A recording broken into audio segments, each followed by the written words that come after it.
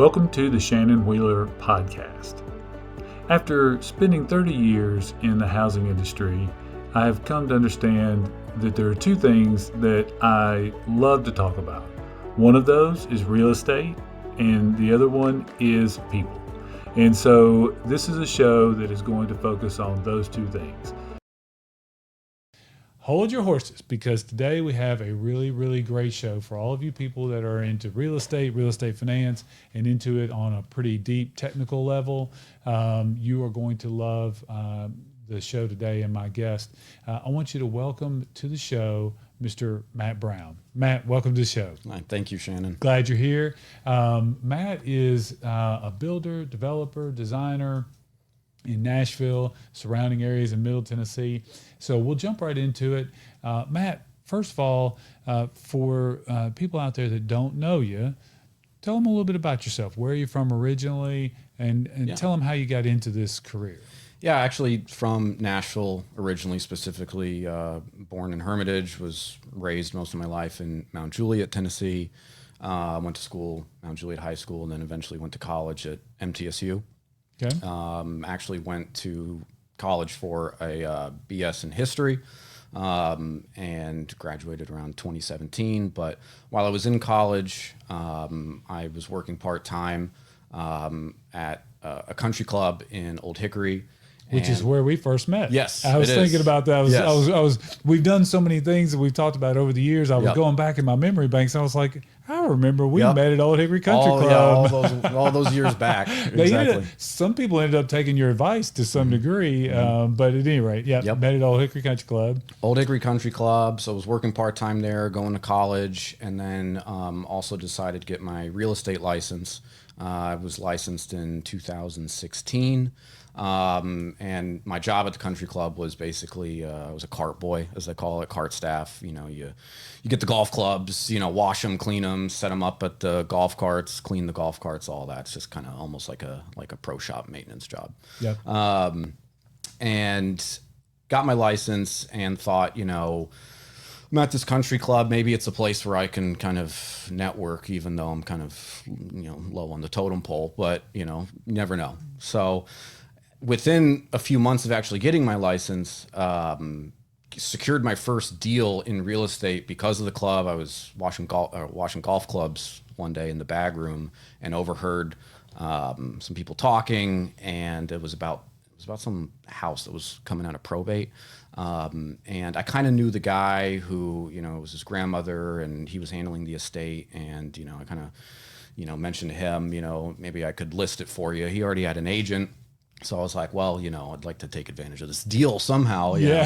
How can I help? Yeah, exactly. So where the house was located, it was on, Old Hickory Lake, and there was a big, beautiful, modern, new construction house right next to it. And, the house that was coming to probate was like a little ranch house, but it was on a beautiful spot on the peninsula.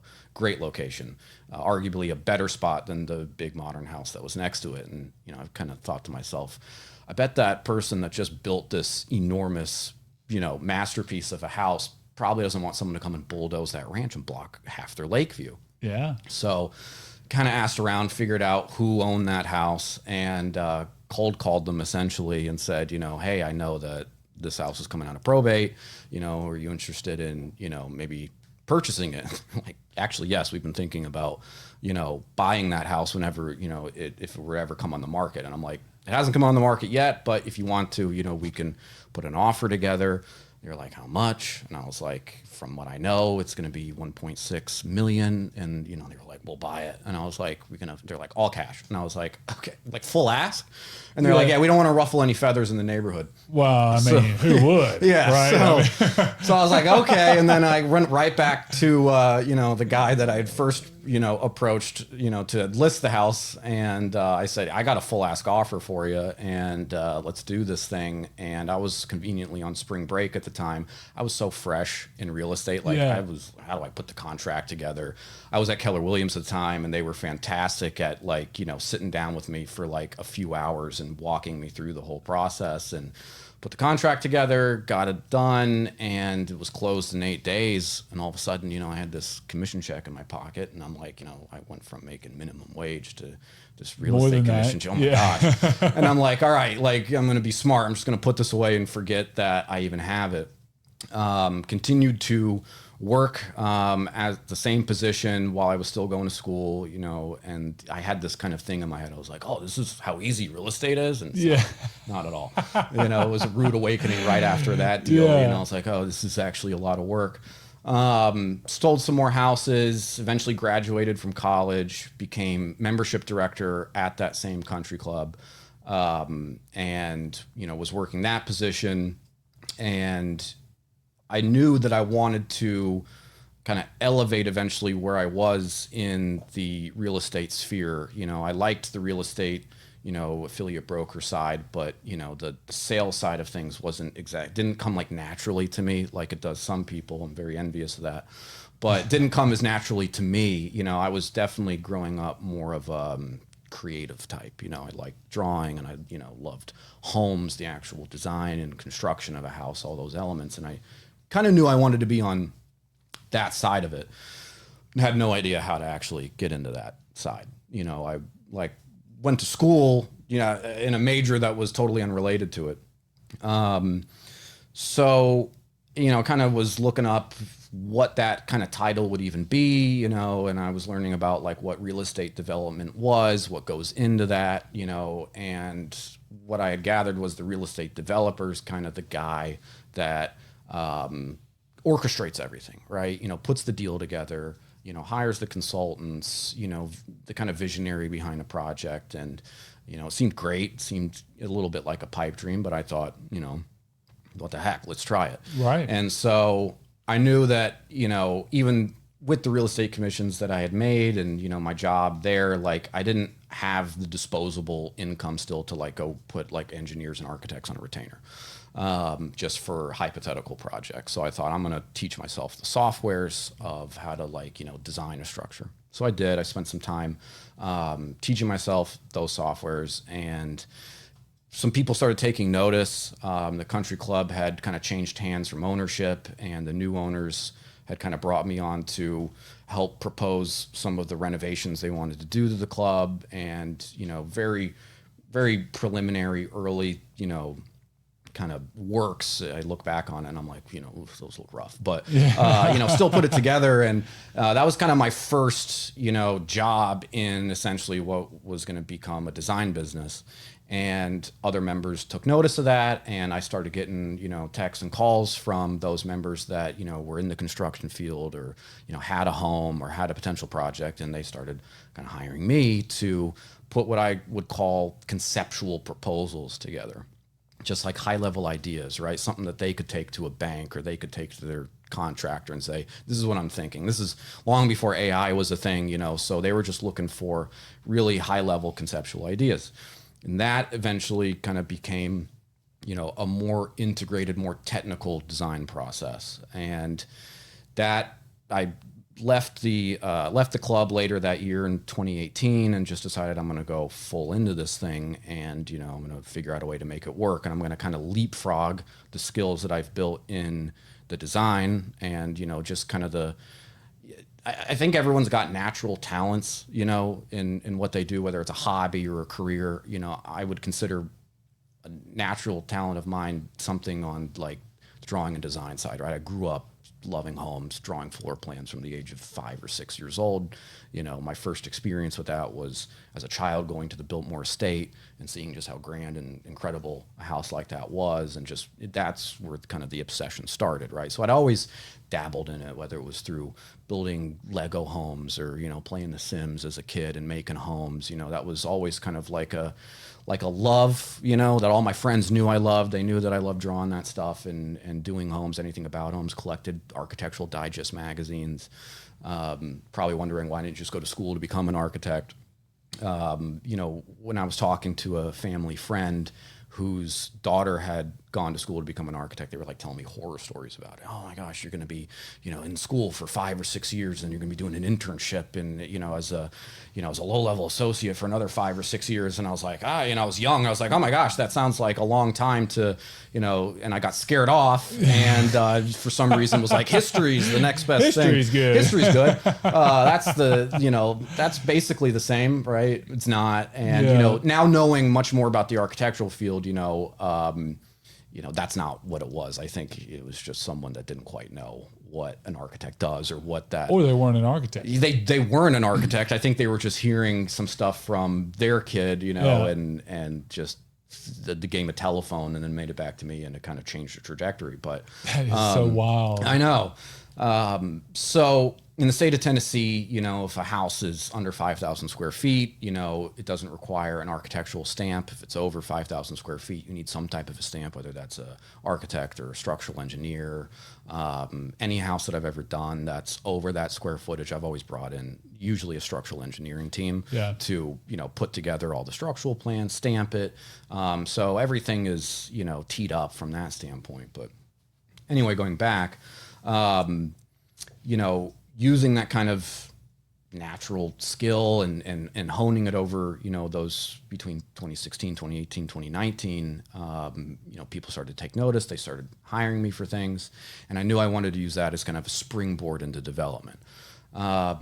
And that's eventually what I used to, when I was essentially like bird dogging potential deals, I would then put together a proposal myself, this conceptual site plan, conceptual building plan, what we're going to do, then trying to network with other builders and other investors to eventually try to put the deal together. And of course, in the early stages of that, it's a lot of trial and error. You think you've got a deal on your hands and you're really excited about it, and then it falls through for whatever reason, which you can't let those kind of things discourage you. You just got to keep kind of pushing forward until eventually you will have a deal that is going to, cross through the finish line, and eventually, started to have those kind of things, and never shut down the design business. Was always, keeping the design business open, was always designing for other builders, other developers, other investors, homeowners, while also, pushing through with the development side. And development is it's the long game. It's you got to have a long-term strategy for it. It's not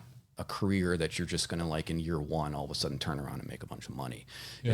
It's a career that's heavily dependent on your sphere of influence, the resources that you have, the people that know you, that trust you, the people that you know and you trust.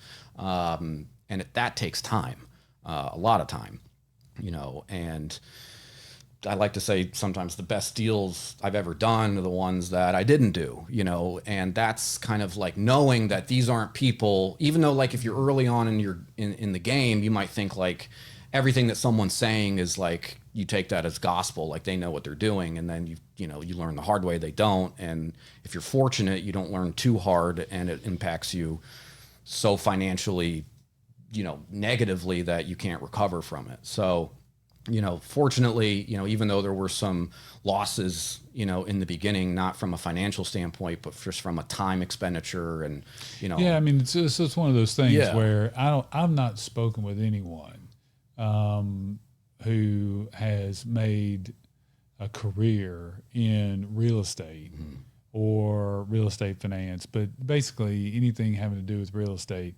I've not met anyone that's not ever lost money, right?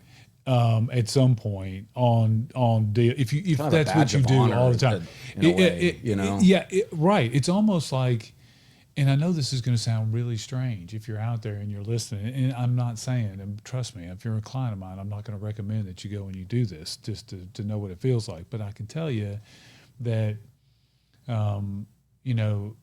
everybody that I've spoken to who's been successful, there's a little bit of a funny thing where it gets to be a little bit of a point of pride of how bad some deals have gone, right? I mean, it is. You're exactly like right. Tom Brady's got the best pick stories ever. I know you don't know about football, but you know what I'm saying. Like, The Rolling exactly Stones on have the point. most Yes. best story of Yeah. messing a show up. And on top, like no one wants to hear like the story of someone that just like waltzed into something and then immediately was like great at it, and then everything was lucky and fell perfectly into place. It's like that's not relatable at all. Yeah, you know. my And- spiritual teacher says that's what every movie is about. Right. The movie starts and then something goes wrong. Yes, exactly. You know, and you can't know how to navigate a game as complex as construction and development without having, certain stuff kind of blown up in your face. Sure.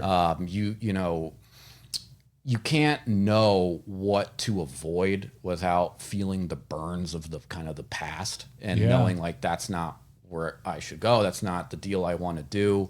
And our brains are very good at remembering the negatives of things, right? True. Like that's instinct, like you can be drinking water from a river and for a full year, it went great. But, one day a tiger comes along and, mauls you and you run away. It's like, you're going to remember that spot, there's probably a tiger around there and you're going to avoid that spot and you're going to go find a new location to, get water from.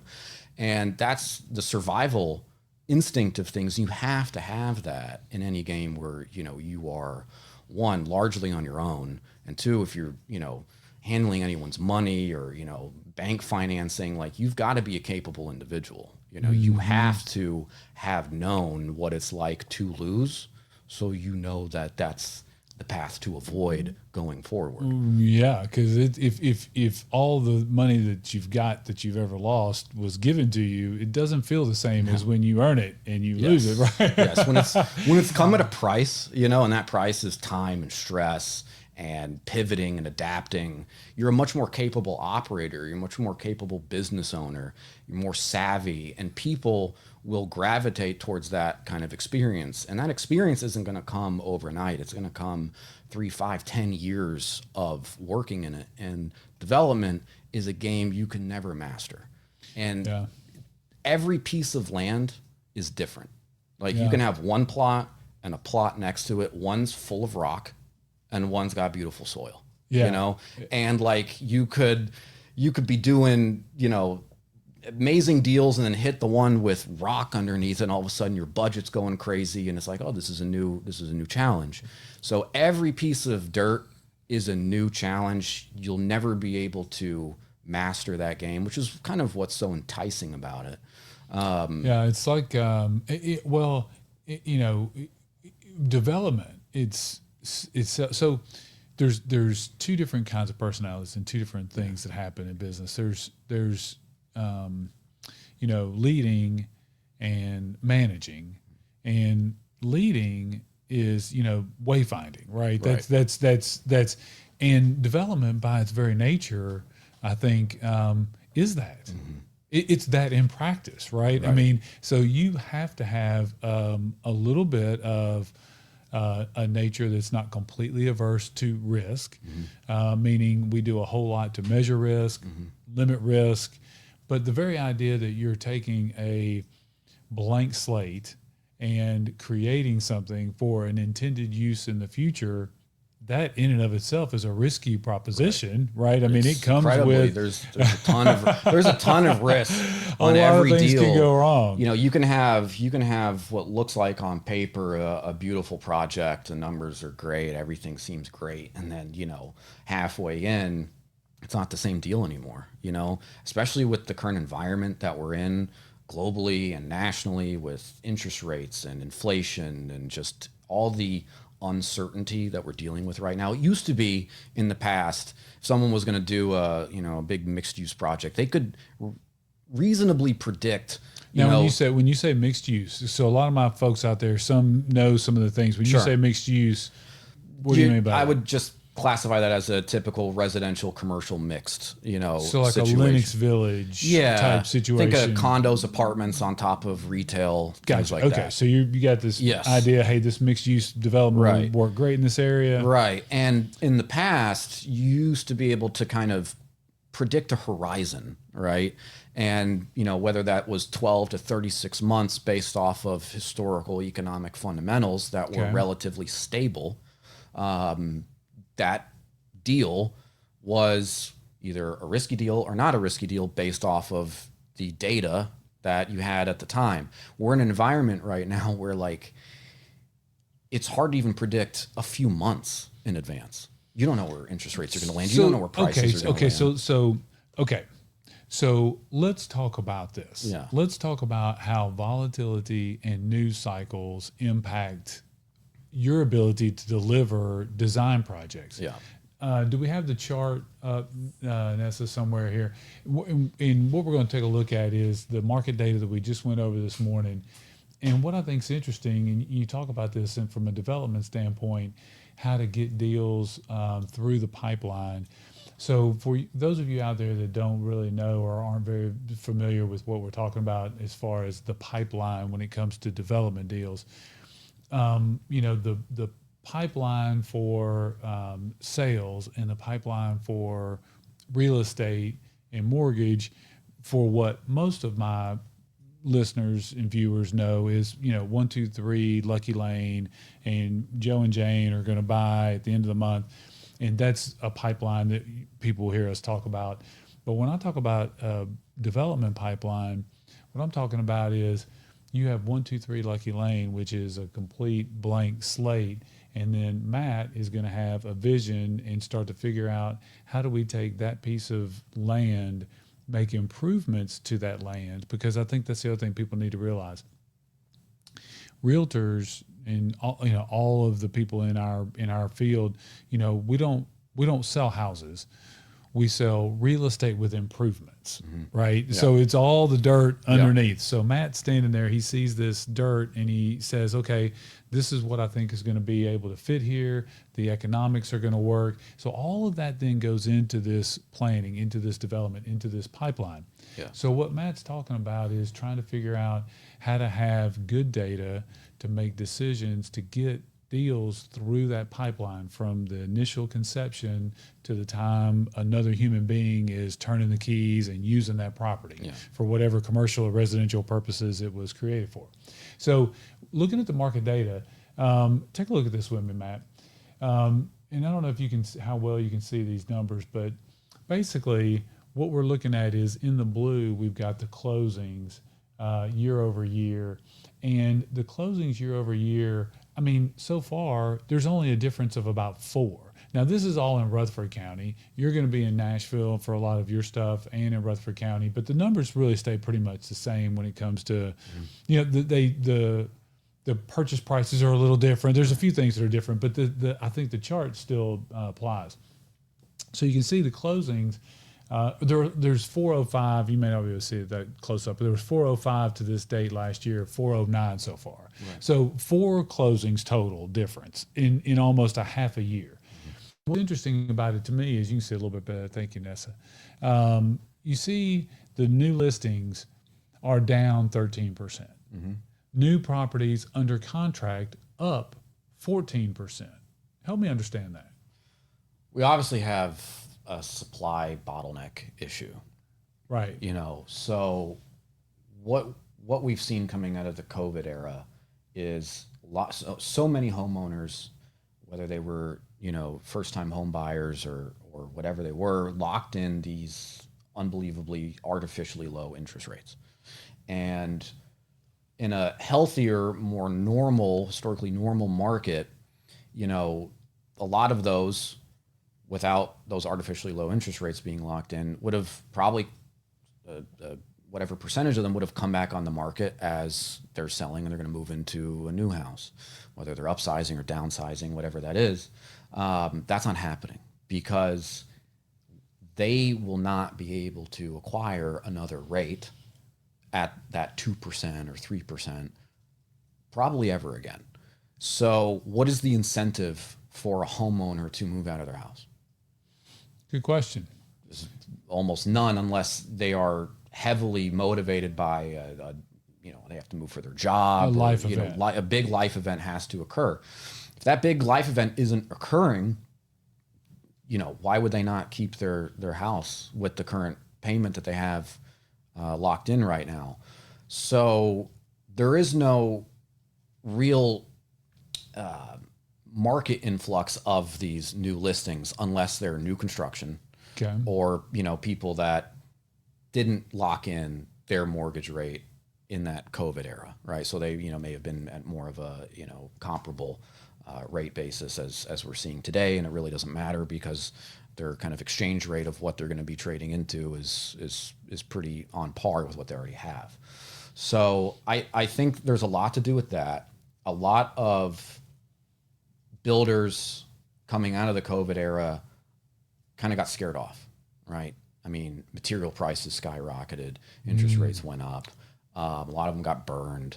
A lot of them are still dealing, with. I was wondering, are you talking about people on some different projects, maybe that were multifamily projects that got started during that time? Or are you talking about single family? Both. Just you've got some single family builders that. Oh yeah. It's January of 2022. Rates are still in the threes. They've got houses that they've just started. Come Halloween, rates are 7, and they get hung for a while. I knew personally a few builders. One of them I was actually working with, and got caught in that situation where rates were at a great, 2-3%. Everyone was buying. They were justifying the contractors, the builders were justifying paying higher amounts for the materials because, a lot of times you were getting over asking price when you brought it to the market and you were selling it so incredibly fast, that they justified paying more, right? They paid more for the land and they paid more for the materials. Mm-hmm. Then it changed. Mm-hmm. And that's why I don't predict rates. Right. I mean, I already didn't, but when anybody asks me, I'm telling them after 30 years and watching every industry expert that there is to follow, not one single person, nobody, period, nobody came to my desk Easter of 2022 and said, "Hey, Shannon, rates will be double by Halloween." Right. No one. No one. No one saw that coming. Not one. Yeah. No one ever. And so that's why I don't predict interest rates. And you can tell because a lot of the big institutional money got caught in that as well, and those are the guys with the most data, that you can possibly get a hold of. And so no one saw that coming, and you had kind of a perfect storm of builders that were justifying getting into the land at an overpriced amount and buying their materials at historically, high levels, price-wise. And now that the rate changed for what their end buyer was going to be using, markets dried up, neighborhoods demand dried up. I witnessed on, peripherally, and not that I was financially tied to these projects, thank goodness, but a few markets that I had been working in, the demand went from overnight, buyers, blowing up the phones to it being completely dry like a desert, and the builders in there lost hard. Yeah. A couple of them went bankrupt. Yeah. Now, are these projects outside of the metro area? Or in the metro area? Both. So, predominantly outside the metro area because, And what that is that's dollars looking for places to go when it gets so packed in. Well, the metro area was skyrocketing. It still is. Price. I mean, people it still is, but it was going up. That was an unsustainable level of appreciation. We should not want to see that happen again. Right. Because that does create. But we're massive still paying bubbles. the price. Yeah, we still are. So as the metro area was exploding, people were obviously being driven out of the metro area and looking at more of those secondary and tertiary markets, and that's primarily where the phone stopped ringing on those projects. Yeah. And any builder that was over leveraged, their costs were too high. Now they don't have a buyer to justify one that they're even going to be able to sell the unit, let alone for an over asking offer. It was bad. It was really bad. And so that's the K-shaped economy or K-shaped recovery, right? I mean, you have some that are going to continue, Geritano's building the biggest skyscraper Nashville's ever seen, while you've got a builder outside of town 30 minutes is struggling to figure out where to find the bottom. But a builder and developer like, Tony Giratana, that guy's got decades worth of knowledge and wisdom and, trial and errors behind him. And, he's one of the most capable developers that we have in Nashville. It's why he's able to secure those loans, because he has a track record of success. Yeah. And so, he's not going to pull the trigger on a project if it's speculative. Yeah. You know, he's going to have concrete data behind it. And that's hard data to get a hold of and to keep current as you go through a project horizon as big as a high rise before it even puts a shovel in the ground. Yeah. And those things take, you know, 2 years, 3 Yeah. years to even like get to that point. Yeah, so then you just ask yourself, you know, what if you're putting that shovel in the ground in Easter of 2022, and then you're that far in, you look up and it's Halloween. That's and actually, you know, in terms of where rates have some people changed. were, like that was a better place to be before you really started drawing on any type of loan, and you could say we're gonna stop it. True. A lot of the big builders, D.R. Horton and those guys, were canceling land acquisition contracts left and right, and agents that were wheeling and dealing, you know, from a land perspective, all of a sudden that went completely dry. So there was then coming into a period of everyone pulled out, push themselves back. Let's look at what's going on, right? Yeah. Let's observe what's about to happen here. And the only stuff that was really getting built was the stuff that had to be built because it was already so deep into a loan cycle. We can't not build. We can't now. not build. We have to deliver this product. Some of them couldn't, you know, finish, but you know, the ones that could, those were the things that were coming on the market as far as new listings. But the seasoned builders, you know, the ones that have kind of been through this before, especially the ones that have been through 08, you know, they you know, took a few big steps back and said, let's watch what's going to happen before we make a move. So Matt, here's the question.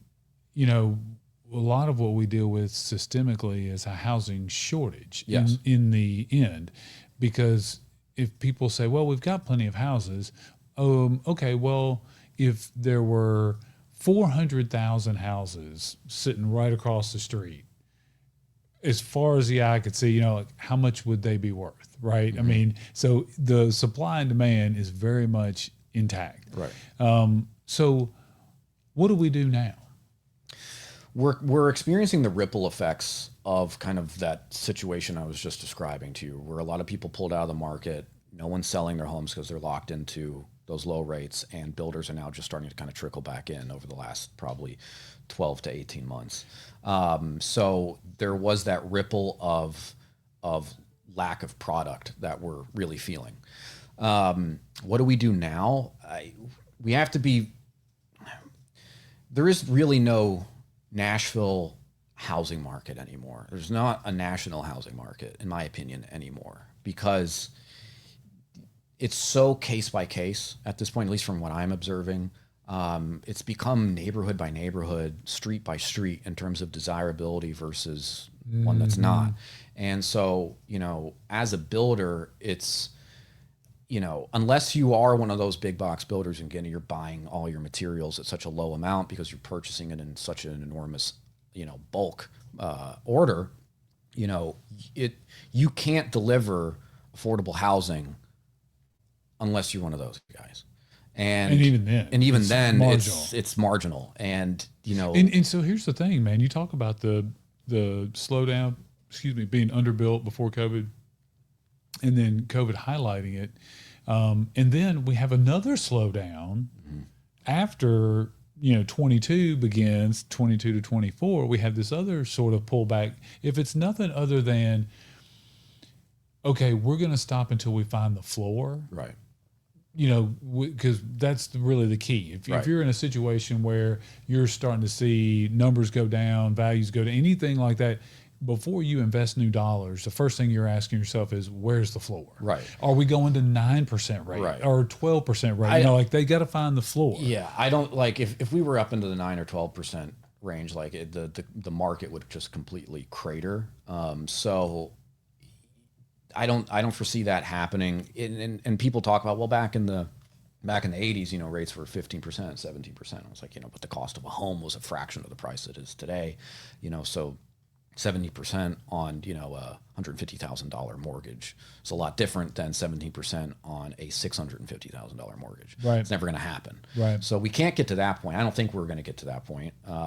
You know, there was a point where rates did seem like they were just climbing nonstop. And I was like, if we get into double digits, this is going to get really ugly. Yeah. And we didn't. You know, we're, you know, in the mid sixes, and, you know, that's okay. But we really need to be into the fives You know, I think that's kind of where the sweet spot's going to be, to really start driving the market again and to get people comfortable.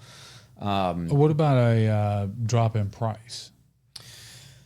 Well, that's I mean, again, that's a thing nobody wants to really. Yeah. Nobody wants that, Right. right? Like everybody's like, okay, I don't like the fact that rates are up, right. but nobody wants prices to go down.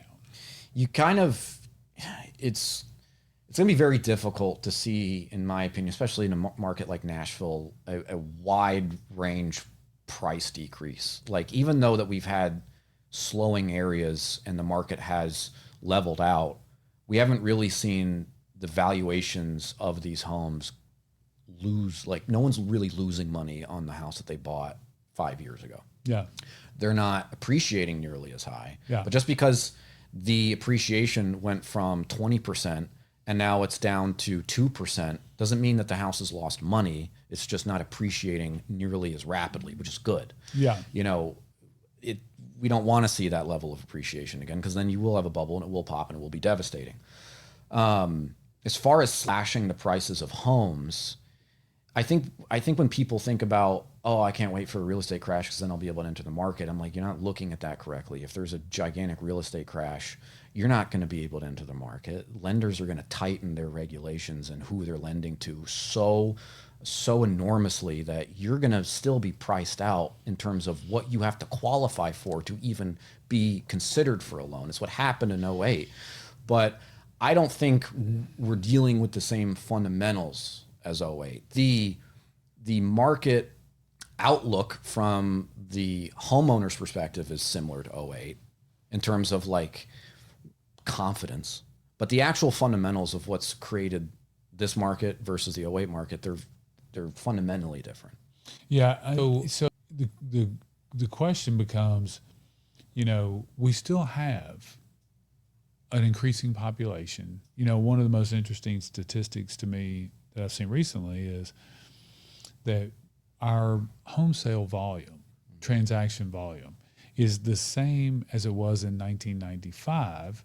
It's just that we also have 70 million more people, which, first of all, 70 million more people since 1995. Yeah. Like that blew me away. Yeah. So in the last 30 years, 70 million more people. I mean, and so if we already had inventory issues, you know, like at what point do we not have enough boxes for the people, right? We already don't. What's the number now up to now? It's like 4 million homes in terms of the delta that we're dealing with. And that's just this sort of minimum kind of boxes for the people thinking, right? That's not like literally everybody's got, you know. Right. So this most recent slowdown, it's just adding to that. Right. Now, I don't know what completely unlocks the inventory, but I think that it will get unlocked sooner than what the math would tell you that it would get unlocked. Here's where I think it'll be unlocked. Tell me. The wealth transfer of the baby boomer to the millennial generation. Okay. Matt, that's exactly what I was going to say. To me, the thing that is going to be the market changer is demographics, and that's a certainty, not guesswork. Yeah, that is an inevitability. You know, a generation always phases out and a new one comes in, and the baby boomer generation has an enormous amount of wealth locked up, you know, through assets and whatever else, mostly through, not mostly, but predominantly through homes in terms of what we're talking about right now. Like they hold a lot of the real estate. And so when that generation, you know, passes on and each time we experience that kind of inheritance transfer, right? And it's going to happen more and more. The millennials are going to receive an enormous amount of wealth through this transfer of assets. Now, that doesn't mean they're going to be able to afford that transfer of asset. So, or want to live in that house that they've inherited. Whatever that is, we're going to see a lot of millennial beneficiaries that want to sell it off. They want to realize the gain from that locked up equity rather than just having their parents' old house that they're going to need to do a bunch of work to and all this stuff. They're just going to sell it. They don't care about the interest rate that is locked in. They're not necessarily even financially savvy on what it means to keep that asset at the interest rate that it might be locked in at, or even want to, want to. You know, it's one of those where there's need, there's a desire, a lack of information that is being like the proper information that's being passed on, but down to desire and want and just circumstances, they are going to sell off a lot of those assets. It's and you're going to see the market flood with that. And I don't know if that's going to be like good in terms of it's going to come down to the rate in which it occurs. Whether that's going to be the market being flooded with listings or it's going to be naturally trickled into the markets, you know. Now, a lot of people, now, see, that's a big thing people don't really realize, or there's a big discussion out there. Right. A lot of people say to themselves, okay, I don't think that's going to have any effect on pricing, and I don't see that that's going to, you know, flood the market with inventory, and that's going to change things. You know, I can sort of see a world in which both of those could play out. Yeah. I mean, you know, it's interesting. Okay, so under the category of, you know, what market forces could happen, you know, okay, so here's the challenge. The challenge is any theory that you go down that unlocks COVID era inventory doesn't feel good to a consumer. Right. Right. You know, the consumer doesn't want to pay inflated prices that happen when you have lack of inventory, but they also don't want to lose value if they already own by releasing that inventory. And those houses that are going to be coming through that wealth transfer into the new generation and then back onto the market, you know, a lot of these are older homes, you know, that are not up to current market standards, and we might see some type of a price reconciliation just with that alone. You got a lot of new inventory, and they're the type of assets that aren't necessarily desirable in certain ways.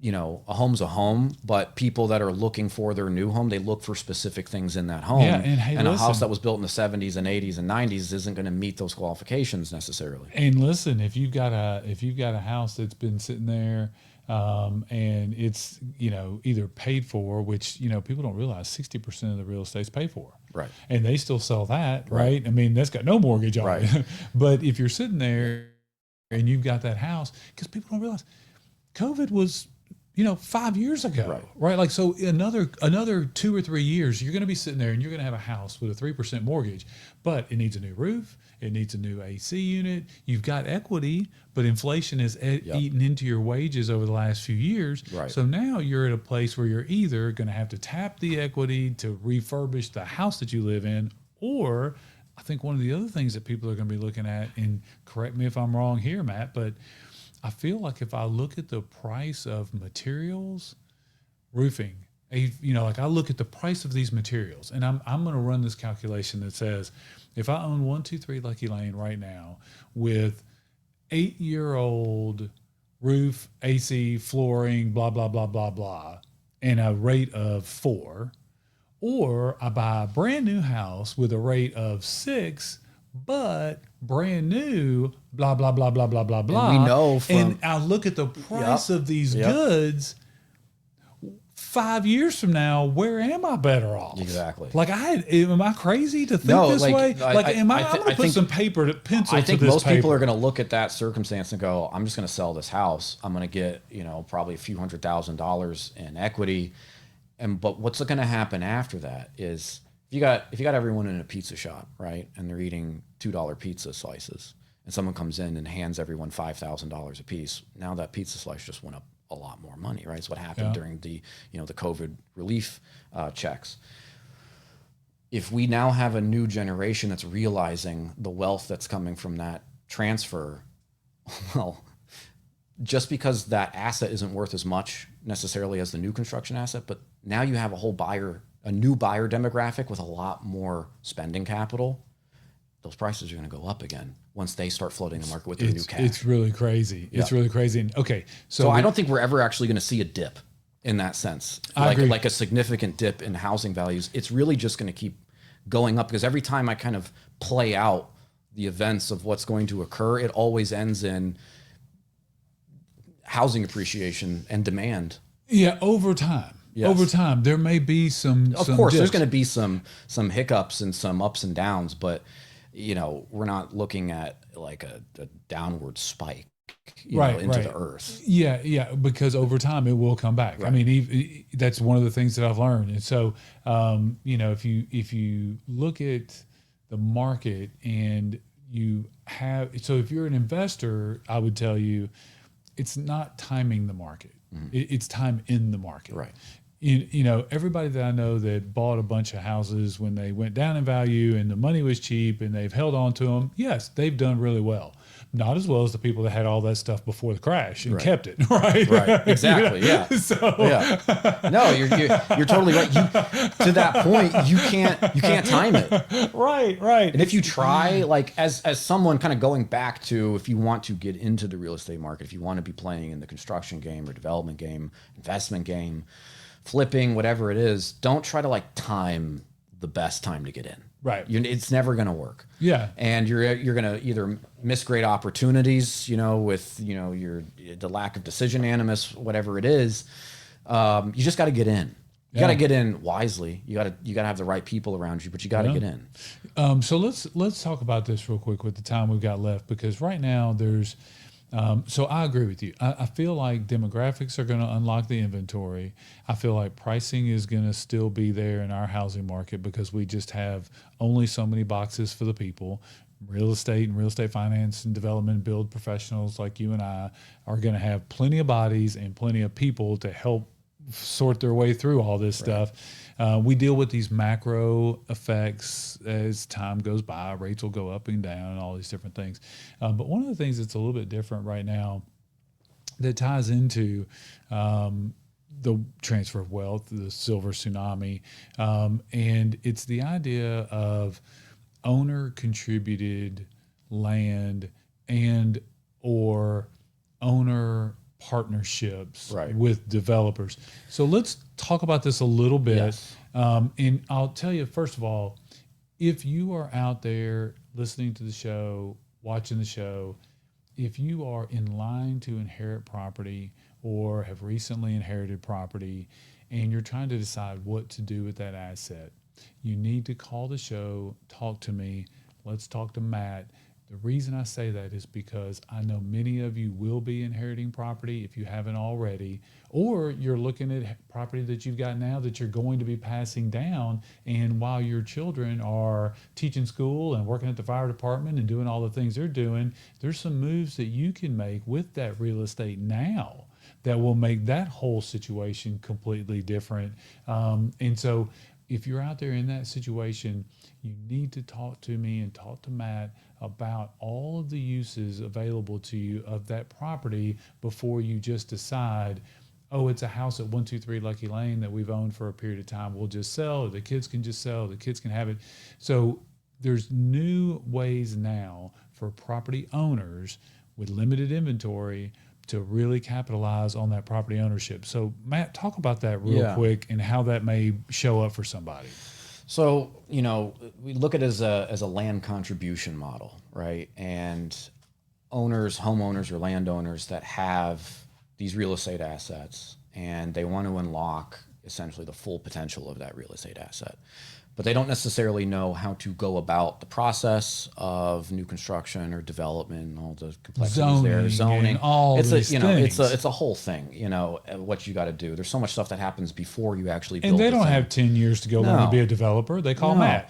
You're right. So exactly. Because I've made all those mistakes and trial and errors and learned and all that stuff for them. Right, exactly. So I know now, how to cleanly go through those processes and make them the most efficient and, maximize all that. So anyway, you have a homeowner, a landowner, they've got this asset and they want to unlock its full potential, and they decide that they're going to partner with someone that's capable of building the thing, developing the thing, whatever that is. How do you go about that as a homeowner or landowner? And so part of that is if you have this asset that has, a good amount of positive equity built into it, right? You don't want an asset that's like so leveraged that like it doesn't really matter. You might as well just sell it. But if you've got some positive equity built up in the property, that counts as equity into a deal. Okay. Right, when you take it to a lender. So let's say, for example, I own 123 Lucky Lane, and it's a 2,000 square foot house on an acre lot in Nashville. Right. And I owe $50,000 on it, and it's worth $400,000. Right. So we've got significant equity in that property. And depending on what the comps are in that street or in that neighborhood, we can take that to a lender and we can possibly look at a financing proposal where there's no cash out of pocket in order to get this deal done. Okay, so as the homeowner, I own 123 Lucky Lane. It was passed down to me by my grandmother, and she owned the house forever. I've got that mortgage of $50,000, and I'm trying to figure out, what do I do? Do I sell that property, take the money, and do something with it? Do I live in the property? What all are my options? And what you're saying is, before I make any of those decisions, I need to call Matt Brown and say, hey, what is it that I could do here?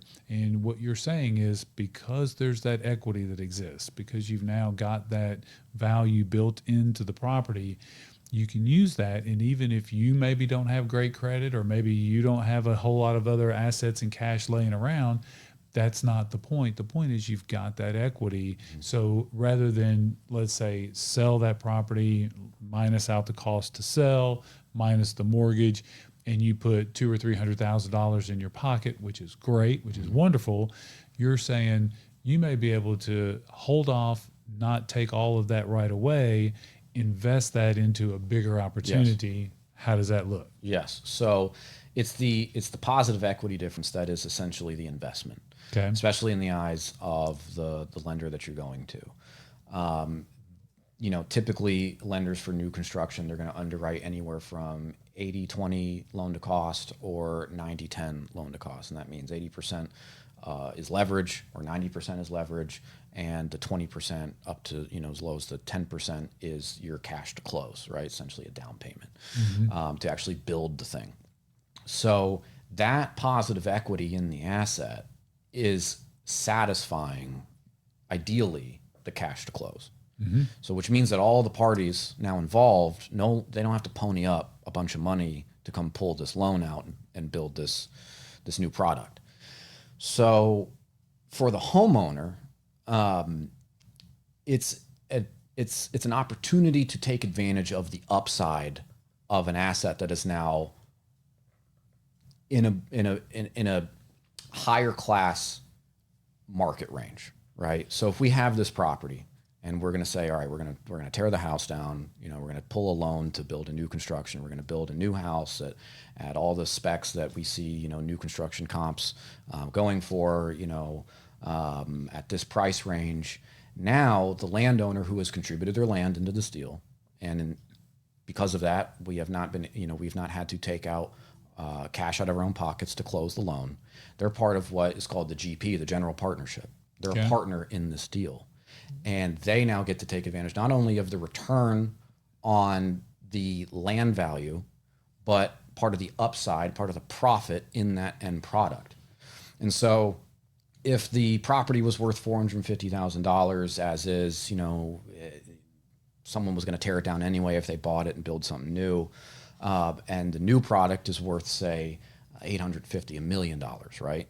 What's that profit margin, right? We're realizing the return on the land contribution as basically the return on basis, and then we're getting a piece of the profit split, the profit share on the back end of this deal. So in a market now where things really aren't going for over ask, that was COVID, it's essentially like getting over ask. You just got to wait a little bit longer. But now you're potentially getting, depending on the type of assets that you're building, you could be looking anywhere from, 5 to low 6 figures up to, mid 6 figures, if not even higher than that. And on top of what you would have already made had you sold that property. Okay. So the important concept here to understand is if you own investment property or if you own real estate that you've lived in and you're looking to sell the property, you have a couple of choices. One, you can just sell the property, or two, you may be able to profit much more generously by partnering with a developer. So if you have a property that is set up for development or ripe for development, you're probably being contacted by developers or investors or wholesalers. And what's happening there is you're finding yourself in a situation where you own the asset, and then you are either going to sell the asset and sell the asset to someone who is going to pay you for it. Then they're going to take all the risk and then they're going to make all the profit. Or you're going to partner with them. You make a contribution of the land, they make a contribution of leverage, material, expertise, licensing, and building the structure, and you partner together, and 1 + 1 = 3. So you both end up better off. The developer gets a project where they've got some of the risk, I think, is a little bit less because instead of cutting it clean, now incurring cost as you move forward, going on. Yeah, to that point, I would imagine that makes it a little better. It is a risk mitigation tactic as well, right? On the developer side, it's a risk mitigation that they're not having to raise a bunch of money from either out of their own pockets or from investor sources to purchase this real estate. So the contribution is in lieu of that. And to the homeowner, the risk for them, it's going to be collateralized land, right? But that's why you have to get with, again, a capable developer, a capable construction company that has done this before, has had a successful track record, that can execute the project and has a history of executing projects in a certain time frame. I know when it comes to what we do, like we have so much of the process integrated internally because of the design side, the permitting side, the construction side, the millwork and carpentry side. So much of that is internalized that we are able to control the project on a much greater basis than other builders that don't have control over their subs or don't have these internalized factors, and they still might have to come out of pocket for something, or they don't know well enough to not spend too much on certain soft costs, et cetera, et cetera. Not that they aren't capable of building that thing, but there's a lot to be said about partnering with an operator who has a lot of this internalized as an in-house function. I agree. The other thing I would say is if you're out there and you're thinking, I own this property and I need to figure out what do I auction it? Do I sell it? Do I redevelop it? Or what do I do with it? I think that one of the things to keep in mind is deal structure. Deal structure becomes one of those things that, Matt and I, we spend years on deal structure. Yeah.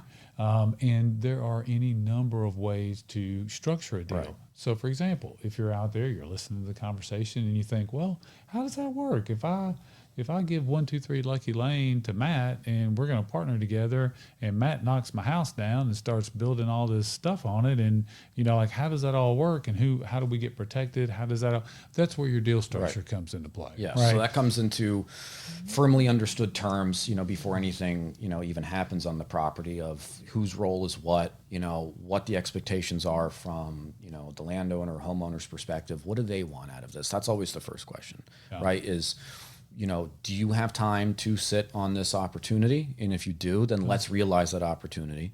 And what do you want to see out of it? Is profit the primary motivator? Is, having assets, if it's even a multi-build situation, is having assets for your children or your relatives part of the motivator? We have one going on right now as a land contribution where the contributors are going to be retaining, it's going to be a townhouse project. They're going to be retaining one of the townhomes, and the location that it's in is phenomenal. So it's going to be a, probably anywhere from a $1.5 million asset.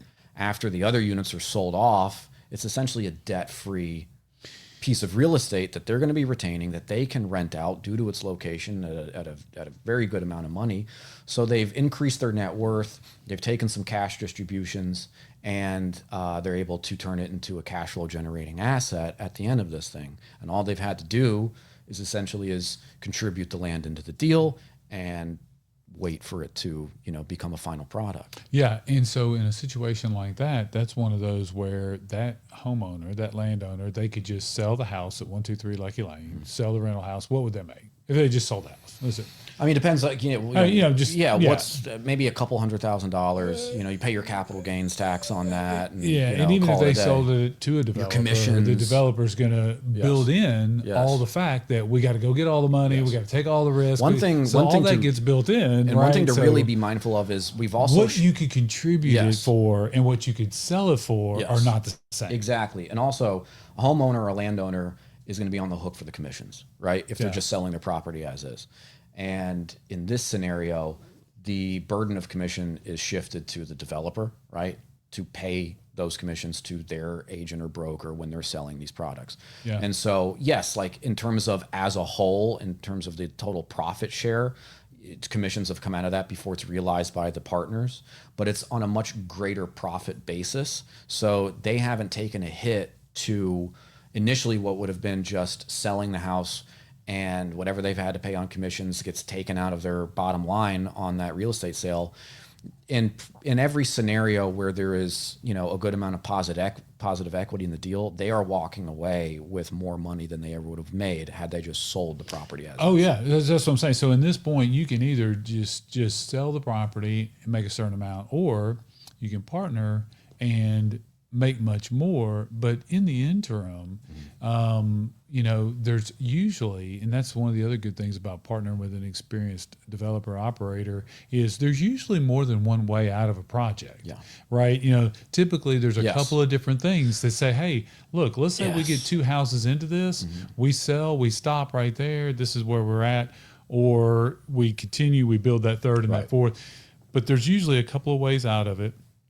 But for this particular project you're working on now, they went from we sell, we get one influx of cash to a certain degree that we've paid taxes on and we've settled out, but it's now not growing for us, versus we're going to take that equity, we're going to redevelop the property. Now we're going to get both cash and we're going to retain paid for real estate that is going to be rental income going forward. So the difference between the two is we would have realized a gain of somewhere between $300,000 to $500,000, depending on what the price ended up being, versus more than $1 million in equity and monthly revenue of $100,000, or annual revenue of $100,000 plus. That's what we're talking about. Right. That's the difference between just selling or calling and saying, hey, what are all my options with this land? Right. Yes. I mean, that's an example of and they didn't have to do anything. They just agree to be partners. They contribute the land. They can sit back and essentially just wait for the return on the investment, and typically, if we're looking at whether it's going to be a single family house that we're building and selling, or some kind of multi-unit situation like a townhouse within reason, not some giant project, we're looking anywhere from 6 months to 12 months on horizon. Yeah. And, taking into account days on market and things like that, of course.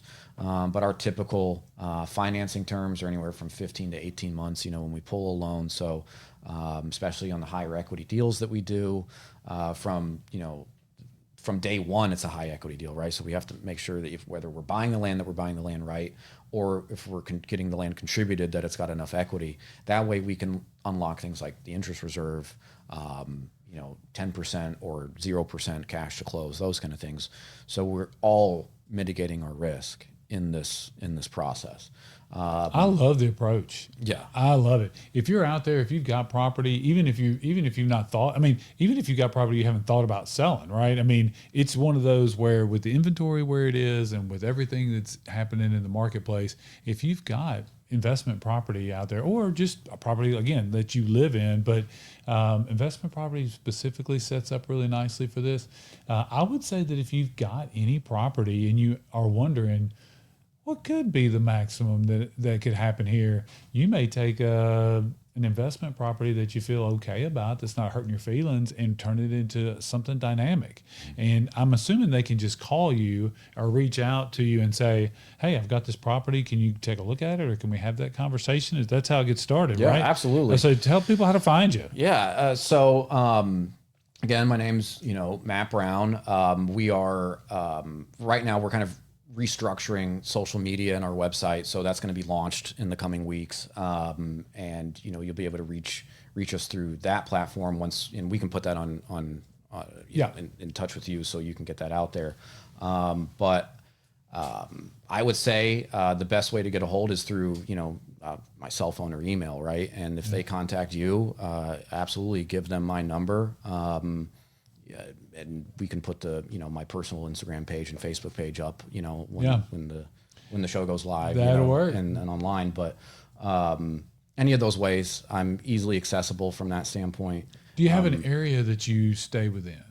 Kind of a Middle Tennessee guy? Yeah, so we're actually kind of in depending on the project, all over in certain ways. So primarily for the spec projects that we do, I keep it. Now, when you say spec, so a spec home is essentially you got like a custom home and you have a spec home. Custom home is you have like an end buyer and you're building it custom to their specifications. A spec home is you've built it to a certain set of specifications for the broader market. Okay. But we can go all over. We have land contribution deals all over Middle Tennessee. Whether that's in Lawrenceburg or Spencer, Tennessee, we've got some there, but predominantly for our spec house projects and our land contribution projects, I like to focus on Nashville proper. I'm intimately familiar with those markets, but as far as design goes, because that's the other side of the business, it's literally everywhere. I mean, we've got everything from, again, all over Middle Tennessee to even over in Italy. So, oh wow, yeah. So we've got those kind of projects all over the place. Matt Brown, worldwide designer, here on the Shannon Wheeler podcast. Yeah, you can't beat that. NASA, what about that? Little nuggets that come out. You just never know. Worldwide. That's an designer. exciting project. Yeah. That one's fun. It's a 16th century palazzo. So you want to talk about history? It's where my history major side actually is of value now.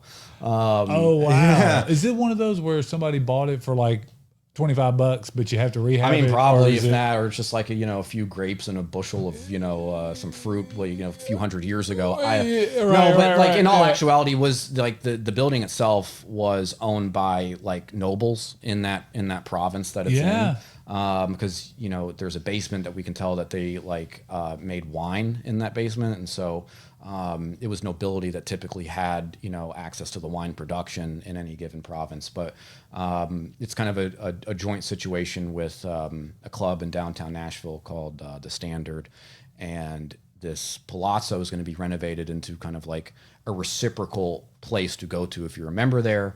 Also designing the redevelopment of the ballroom at the Standard as well. So the design business side of it goes everywhere. Doesn't matter. Like, I've probably touched every type of project you can imagine. I've done a 110 unit multifamily building that I designed the initial proposal for it and was a developer for it. Condos, townhouses, commercial, 15,000 square foot homes down to 700 square foot tiny homes. There's RV parks, everything. I mean, it's just all over everything. Like, we've touched pretty much everything there is to touch on especially the design side. Yeah, any design development ideas with real estate, make sure you reach out to the show. We'll get you in touch with Matt Brown. And Matt, I'm just looking forward to all the things that you've got coming.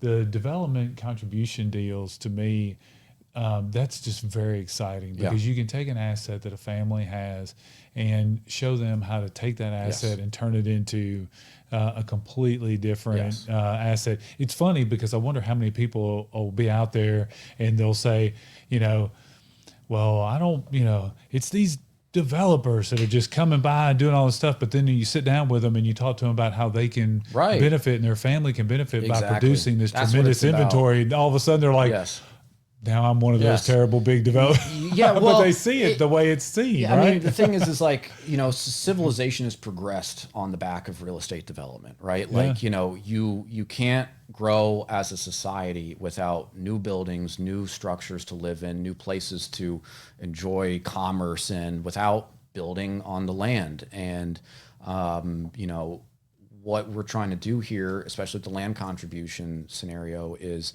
how do we unlock unrealized wealth for these individuals that normally would not be able to realize it because they aren't a career developer or an investor or whatever that is in that field. Yeah. It would be unwise for them to go about it alone because, you know, they're taking a valuable, in some cases, maybe their only asset. And yeah, you know, and why not contribute and right. make a contribution to the benefit? You know, Right. you'll all. I mean, I Right. think that's a wonderful thing. You know, because people won't think about that a whole lot, but it's pretty cool to Yes. kind of be like these people in Nashville, Yes. for example. They had a house, single family residence, and now they're going to look back and there'll be 4 or Yes. 5 Yes. families living there. I mean, Exactly. It's just, you know, and you have to make sure though, like as the homeowner, as the landowner, that whether it's me or whoever it is, right? Make sure they're a capable operator. I know I said that before, but like I'll tell ya. this is your asset at the end of the day. yeah, And you are essentially handing it over, contributing it to someone else in order to do this project. Yes, you are a partner in it when it happens. You are part of that partnership and joint venture structure, but you have to trust the individual or individuals that you're going into business with. You're getting into bed with these people, right? Yeah. You have to know their track record, make sure that they are reliable, that they are true, that they have that ability to do what they say they're going to do. The last thing you want to do is get into a deal with someone just because they say a bunch of fancy stuff and a bunch of numbers that sound all great. You know, you look at what they've done in the past and just go about it cautiously, but also understand that it is a phenomenal way to unlock equity and profit. And I think part of being, you know, part of being a good steward of what you've got, and part of understanding that process and knowing how it can work for you, is taking the time to kind of delve in and figure out exactly where you can get with it. But I would just tell you, if you've got property out there, you know, in like Matt said, it very clearly may be just no, there's no real opportunity here for further development. It's just a matter of selling and moving on and doing something different. But if you're out there and you have any property that's got a potential for any other use, you owe it to yourself to reach out and find out what you could be participating And in. we'll be upfront, you know, if it's not something that we think kind of works in the formula that we try to abide by, then, you know, that's what we'll say. We'll say, you know, this isn't going to be something that we can make happen. We're not just going to do a deal just to do a deal. Yeah, hey, last thing I want to do is spend a year with right, you. right. Yeah. And if it's not happy. on the table, we're going to be upfront about it. I might, you know, try to help you figure out a way to eventually have it on the table, right? Yeah. There might be some ways to navigate it that way through just some time, or just sell it. You know, that might be your best bet. But if it is on the table, if it is something that we can look at and realistically say this is going to be a good contribution project, you know, then we'll start taking the steps to make that happen. So here's what I would tell you. If you're out there and you think you have a good contribution project that you want to work on, then call Matt, set up a time to consult with him. But if you've got property that you're trying to decide how to sell, you've already decided I'm selling the property. It's just a matter of how do I sell it? Do I sell it or do I work a deal like this? What I would tell that person is call Matt, sit down with him, and go through what that option looks like, because A, you don't know what you don't know. And then B, he's going to tell you, and you'll know exactly what your property is worth and what you're dealing with. And if you decide not to partner, you'll completely understand the process, and Matt will buy it from you for the same thing that anybody else will. I've actually because encountered that the where I'm like, hey, numbers are the numbers, this one right? might be better to just purchase, you know, from you, you know, because there's some meat, but there's not enough to really, Right, you know, make this happen with a bunch of people involved. And so 10 other people will come give you the same amount of money. So if nothing else, under the category of understanding all the offers that you're going to get, I still say sit down with Matt, because if you don't go through that piece, you have completely left off the table an understanding of a whole Yes. space that could be available to you. Exactly. Is really what we're talking about. Yes. But so at any rate, make sure you have the call. And if you have any questions about mortgages, you want to get on my rate watch, 615-417-6640. Of course, everybody, y'all know how to reach me and find me through the show and my other channels. Matt, one time, if you want to, real quick, just tell them again how to find you. We'll go through Shannon on this one, and you put me in touch with anyone that calls you that has any of these, questions or concerns. And then once we have, the new socials launched, then it'll be another way to access that contact. Get it to me. We can refresh everybody. Y'all have a wonderful week. Thank you for spending some time with us.